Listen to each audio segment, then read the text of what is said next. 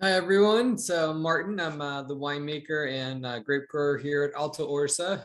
We're a small regenerative organic winery and vineyard in Mendocino County. So we're the Western Hills of Hopland. And part of the regenerative movement is reintegrating livestock into the vineyard. So that's been a big push for us in the last few years. And not only that, but I'll give you a little bit of history. This property was planted in the late 80s, mainly to Cabernet by the Topal family. They managed it with no-till farming, all organic since the 80s. And they were fortunate enough that at the time they weren't having too many labor issues. So they decided to plant the vineyard really closely together. So our spacing is 4x5s, meaning that we sometimes basically just have 3.5 feet in between, hooking vines. So there's no equipment. We cannot fit any tractors or really much machinery through the vineyard. So everything was mowed for a number of years with just basically weed whacking all summer long, 3 people. So when I came in 2018, after the Topels retired, that was a problem that I really wanted to solve. It just seemed incredibly labor intensive, burning a lot of fuel. So I looked into different solutions, what other growers were doing.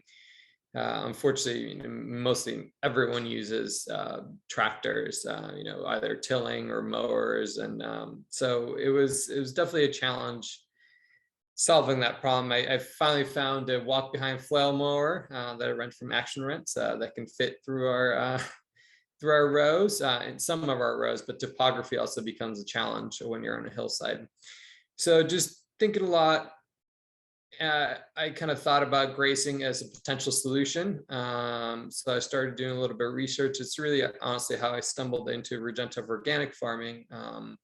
And seeing how other producers were integrating sheep to graze down their cover crop in the spring and through other times in the growing season. So I attended a couple of these webinars as you are, and I stumbled upon some of the Kelsey Brewer and the Gowding Research Lab and some of their ideas, and I was really fascinated by the work and research going on. Not only so this it seemed like it would solve not only a labor problem that I was having, but also have a lot of extra benefits that would bring to our vineyard. So that really convinced me that could be a perfect solution for us. Then the next step was finding someone to graze the vineyard. Of course, we don't have any sheep, even though actually this was an old sheep ranch. Probably in the 80s and 60s. I don't know exactly, but it used to be an old sheep ranch.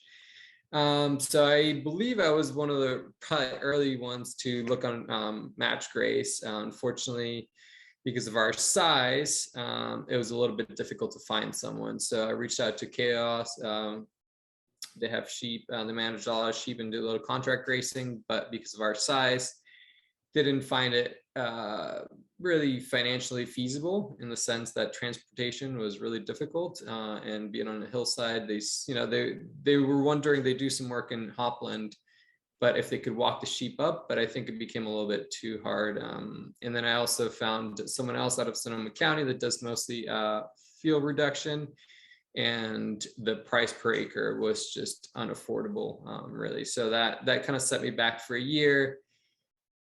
And I almost decided to get my own flock, but realizing that I have a lot of other tasks, I decided that was probably not a good idea. And I was fortunate enough the following year through just connections and asking people, I'm actually not sure exactly how I landed, but I connected with Marie Hoff, who's also, I believe, in attendance here. She's a local wool grower, and I believe she had done some grazing for Ted Lemon at Little Rye. So we got talking and we found a good space. And so we ran our first trial this spring.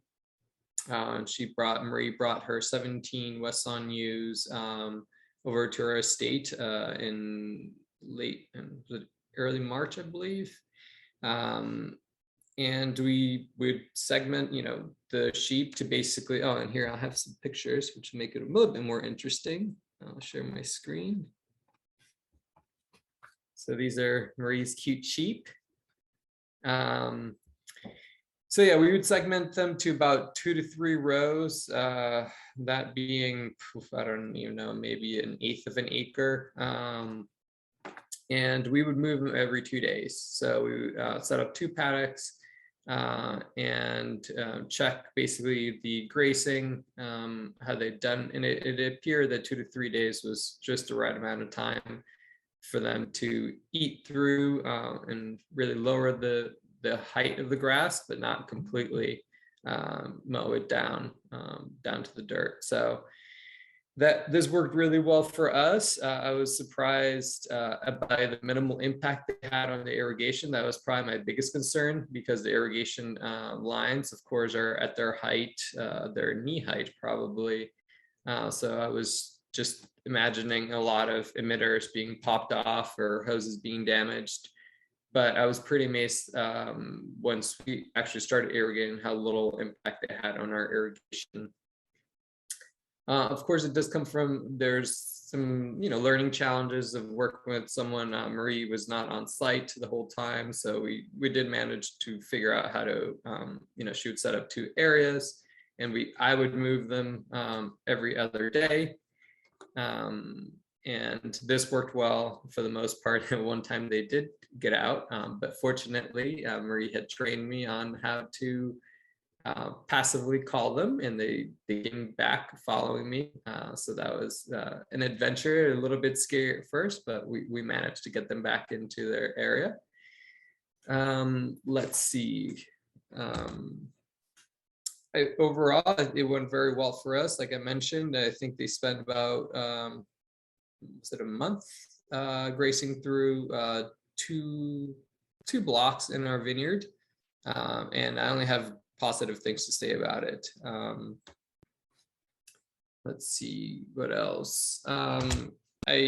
Also, what I suggest, if anyone's interested in doing this, please feel free to reach out to me. But other wineries that have been doing it for a lot longer and probably have more expertise, Navarro and Anderson Valley, Piscini's Ranch, Tablas Creek, and Antiquium Farms are great resources. They're very open to sharing their ideas. I know I've heard many podcasts where Nate from Tablas Creek was featured, and he's a great advocate for it. So yeah, I'm gonna probably stop chatting and take any questions if anyone's interested. Thanks, Martin. Yeah, like Martin said, any questions now, or you can drop them in the chat and we can get to them after our last presentation. All right, I think we'll move on to our last producer presenter here. We have Brian Paddock from Cape Bay Hills. Hi, how are you doing? Here we go. As she said, my name is Brian Paddock, and I own a organic almond orchard, and I've been grazing sheep for on and off for about 10 years or so. So the benefits, the first one is obvious. They eat my cover crop down. They're very effective at doing that.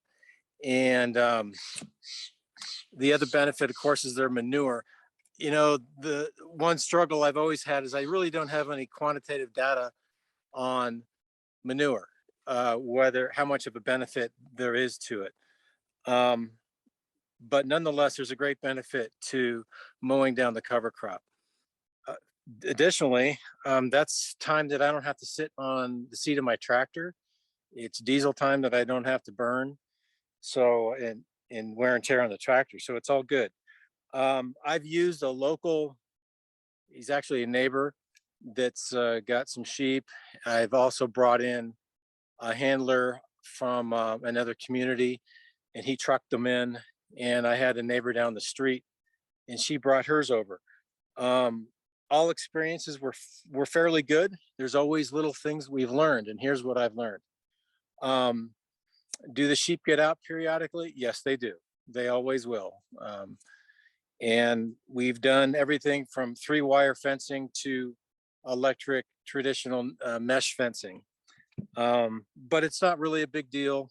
they tend to stay together. They're not going far, and we bring them back in. So that's a minor drawback.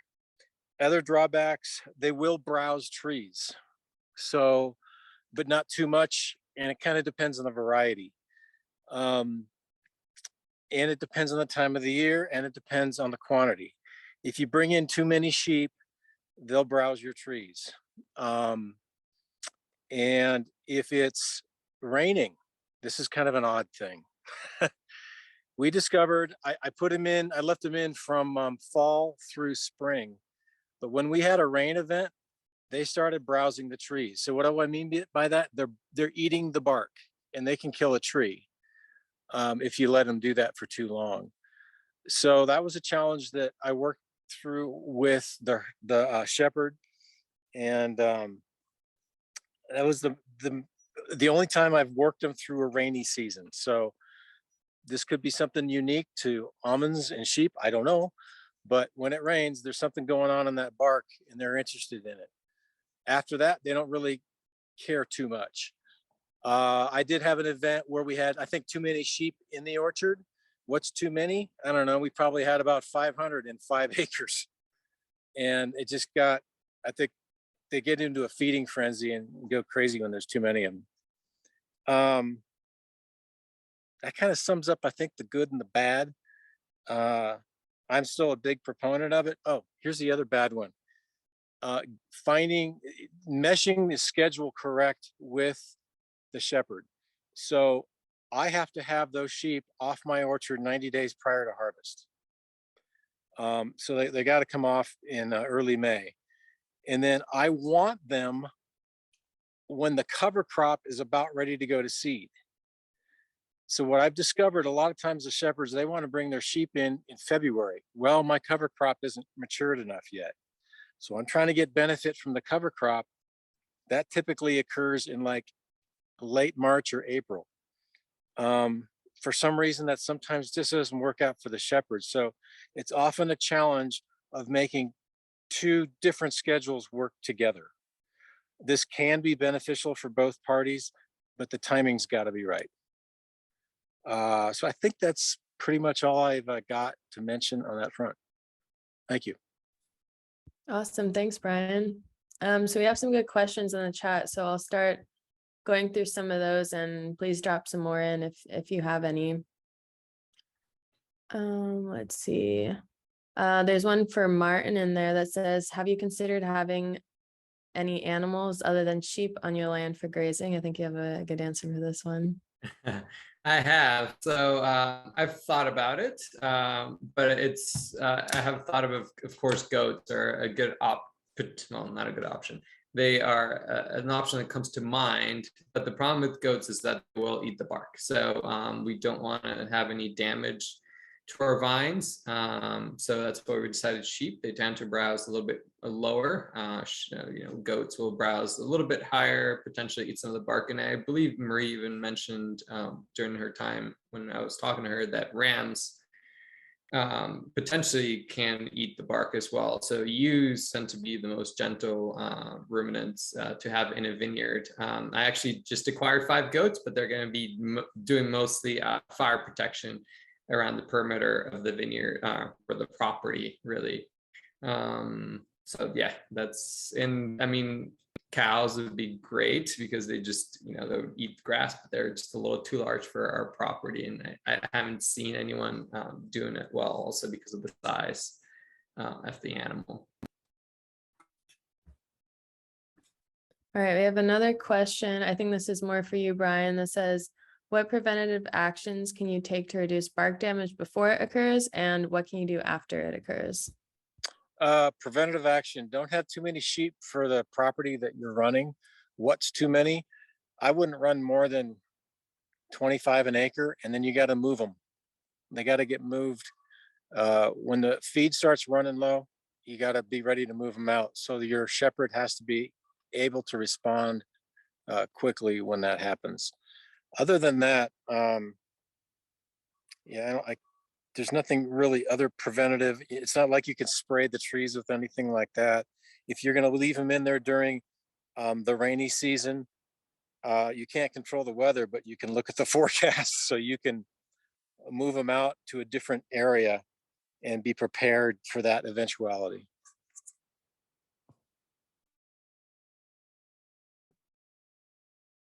Okay, great. If anyone wants to jump in now, if they have any questions they want to vocalize, please feel free to do so.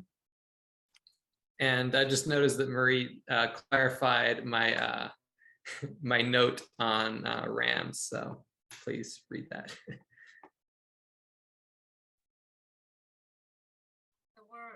Some questions earlier on about cover crop species and grazing, and whether there's any species that are particularly nutritionally good for sheep. And I'm also wondering the converse, like if there's any that are toxic and should be avoided, or do you growers plant anything differently in thinking of that there's going to be for grazing benefits? Maybe I could speak to that. I know that too much vetch is not good, from what I understand. Of course, again, my disclaimer there is I'm not a shepherd. I don't own sheep. Does it affect my cover crop choice? No, and it doesn't really need to, and here's why. When I plant my cover crop, I'm typically planting 4 or 5 different things. So it's kind of like a human diet, eat a bunch of different things, you're probably not going to have a problem. Eat just one thing, you might have a problem. So yeah, there are varieties of cover crop in extreme that it could be problematic for sheep. Oh, here's another thing that definitely is problematic for sheep. If you're going to spray, yes, I am organic, and yes, we spray. The question is what we're spraying. Like copper, not good with sheep. The shepherd will tell you that if they don't know. So anytime you're going to stick anything in that orchard, think in your head when you're going to do it and what product you're going to use, and make sure you're talking to the shepherd to ensure that whatever product it is, it's not going to hurt them. Typically speaking, in organics, we're using such low quantity that it's generally not too much of a problem. But I know copper is a problem with sheep. Yeah, I'll have to agree. I remember Marie mentioning that that even the salts for sheep have to be special without copper, because that can be an issue. We're fortunate that we don't use any copper here in that sense. One thing that I do remember another grazer who's actually going to be helping us. He's going to bring 400 ewes next year. They're called perennial grazers. So he said fava beans, just for aesthetic looks, the sheep will tend to eat the leaves but leave the stalks. So sometimes in vineyards that cannot, it doesn't look great, and something to consider.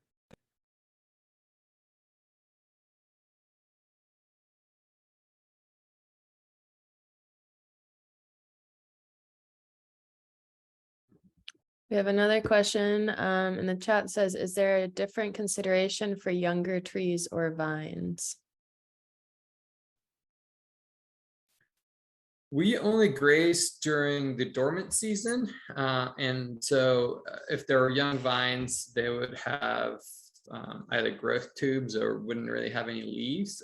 As soon as bud break happens, basically all the sheep will be out of the vineyard. So that's not too much of a concern unless they happen to maybe damage 1 or 2 just by sheer movement.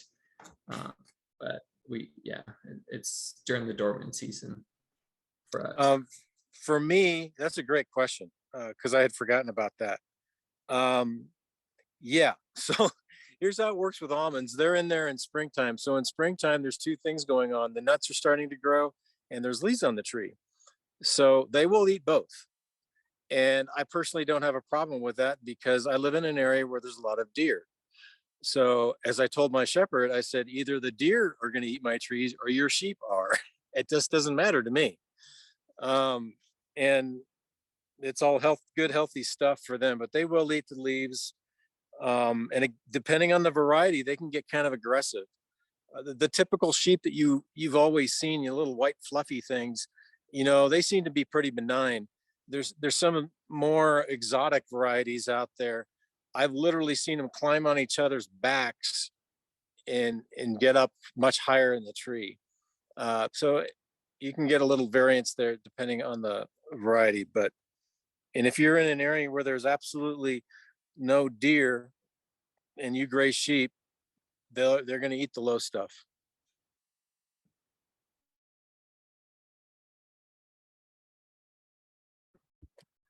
I have a question that is more focused on like logistics and there's some researchers I know we have present here. So as a producer, is there a topic or some facet of integrating livestock into your system that you would like to have more research on and more long-term structured scientific knowledge that would help you understand your system better?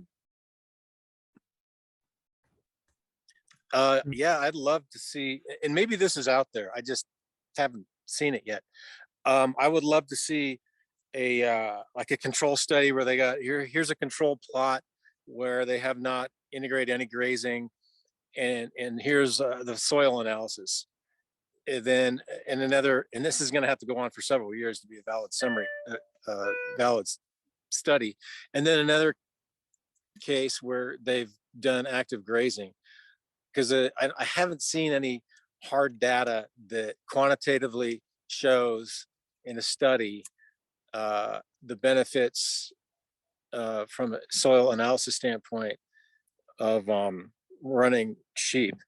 For almonds, we're the more in an organic environment, the more nitrogen we can get, the better. And sheep actually, apparently, according to some stuff I've read, they have a fair good amount of nitrogen in their manure. So that's what I would like to see.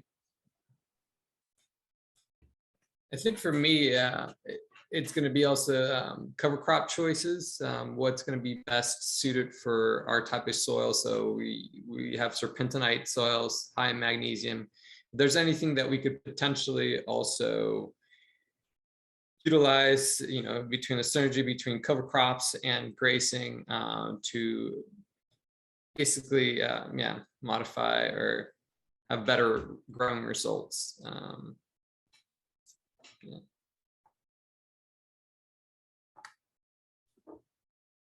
And then I'll ask a question that kind of circles back a bit more to Stephanie's presentation as well.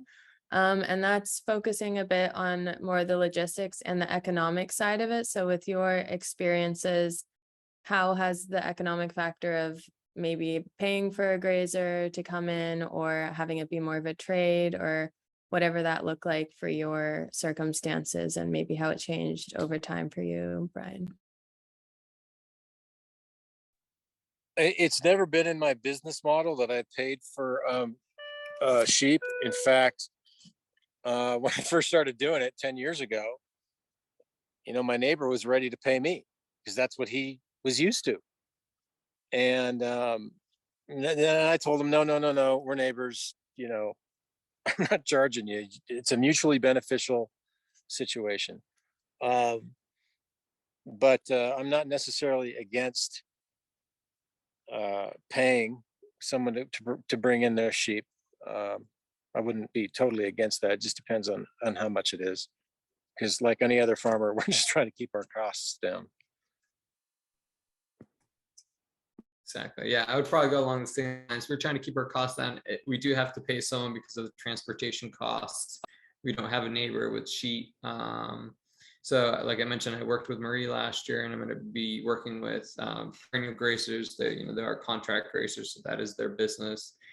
For me, the economic calculation comes down to a little bit labor cost and benefits. So contract grazing is a little bit more expensive even than having, paying someone to mow. But for us, there's so many benefits that come along with grazing. One main part of it is that grazing with 400 ewes at one time, we're going to terminate basically cover crop and grasses. a lot earlier in the season where we could not do that. So there's going to be some water savings. It's going to be nutrient cycling, of course, like the carbon capture part of it, and inoculation of our soil. So there's just a lot of benefits that also weigh into that choice. Great, thank you for those answers. Yeah, so again, if anybody has any more questions, now's a good time to jump in. Otherwise, we can start to wrap up. Hey, everybody. I think there were a couple of questions earlier about match graze. If Stephanie wants to give it a go. We've got a question about how folks can share social media or company websites in listings, and if that function isn't there, if that's something that could be added so that people can kind of share what their company is doing and give more information that way. So I did see that question. So thinking about the company, you can put whatever you want in your profile, so you could share it in that. But if there's more needed, please let me know, because we could add that feature.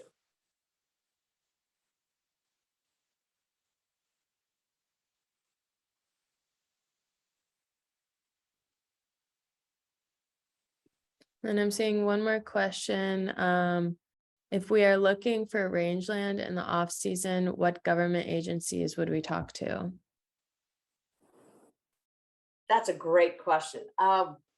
We're looking at working with our conservation groups, our easement groups, to provide, whether it's going to be, publicly owned or county owned land, to set up some kind of opportunities for that. The education and the opportunities to do outreach to ask landowners about having them be a home site. It's a tough thing. People don't understand that these animals need a landing spot, and there's not everybody has a ranch. So I would start with maybe, your local groups, if they have, if they're on the Williamson Act and they don't have animals grazing, or if they have the opportunity or land that they could stay there for that period of time.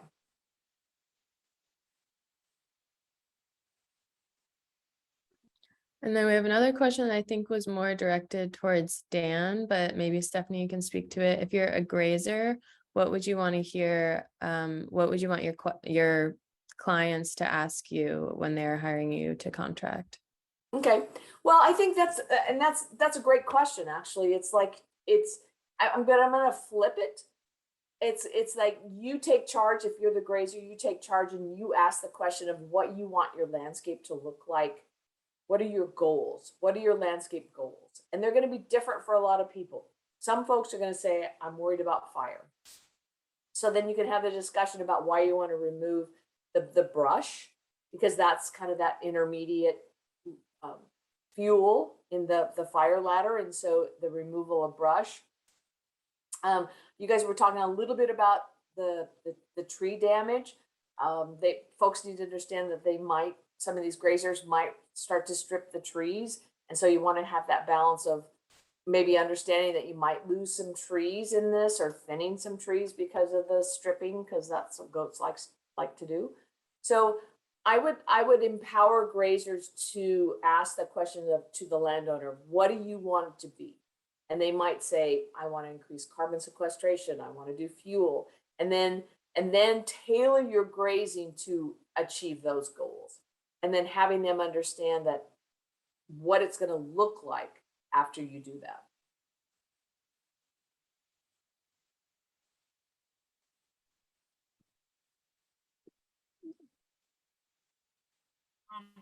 Thank you, Stephanie. I want to go back and say, for those who are interested in the impacts on soil of grazing, our colleague, Dr. Amelie Godin at UC Davis, and her students are doing some really amazing research on this area, and they're just starting to publish. So I think it tells me what we need to do is to make some extension materials based on that work, because yeah, I think we should get that out some more.